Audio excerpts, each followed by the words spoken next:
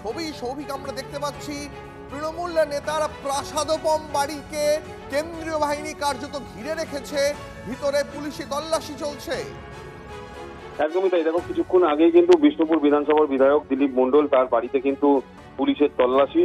এবং তোমাকে জানিয়ে রাখি, এই ডায়মন্ড হারবার যে লোকসভা কেন্দ্র, তার মধ্যে কিন্তু দিলীপ মণ্ডলের একটা বড় ভূমিকা রয়েছে এবং তৃণমূলের একেবারে প্রথম সারির নেতার দিক থেকে বলা যায় দিলীপ মণ্ডলের নাম উঠে আছে।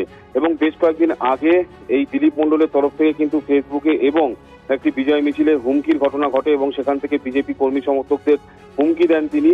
সেই ভিত্তিতেই কিন্তু সেই হুমকির ভিত্তিতে একাধিক এফআইআর হয়েছে তার নামে পুলিশের কাছে বিষ্ণুপুর থানায়। এবং সেই সংক্রান্ত বিষয়ে কিন্তু আজকে সকালবেলায় বিশাল পুলিশ বাহিনীর সঙ্গে সেন্ট্রাল ফোর্স তার বাড়ি পুরো ঘিরে নিয়েছে এবং তাকে খোঁজবার চেষ্টা করছে। যদিও এখনো পর্যন্ত কিন্তু দিলীপ মণ্ডলের কোনো রকম খোঁজ পাওয়া যায়নি।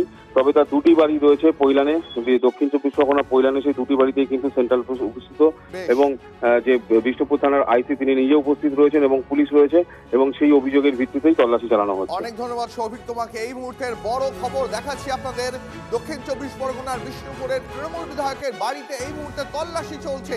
সাত সকালে কেন্দ্রীয় বাহিনী পুলিশ তারা পৌঁছে গেছে দিলীপ মণ্ডলের বাড়ি।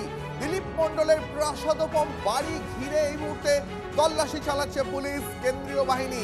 তৃণমূলের মিছিল থেকে বিজেপিকে হুমকি দেওয়ার অভিযোগ ওঠে দিলীপের বিরুদ্ধে, তার বিরুদ্ধে থানায় অভিযোগ দায়ের হয় আর তারপরেই তৃণমূল বিধায়কের প্রাসাদোপম বাড়িতে পুলিশি হানা। এই ছবি আপনাদের এই মুহূর্তে দেখাচ্ছি। বড় খবর এই মুহূর্তে আসছে দক্ষিণ চব্বিশ পরগনা বিষ্ণুপুর থেকে। তৃণমূল বিধায়কের বাড়ি ঘিরে চলছে তল্লাশি, কেন্দ্রীয় বাহিনী দিয়ে বাড়ি ঘিরে চলছে পুলিশি তল্লাশি।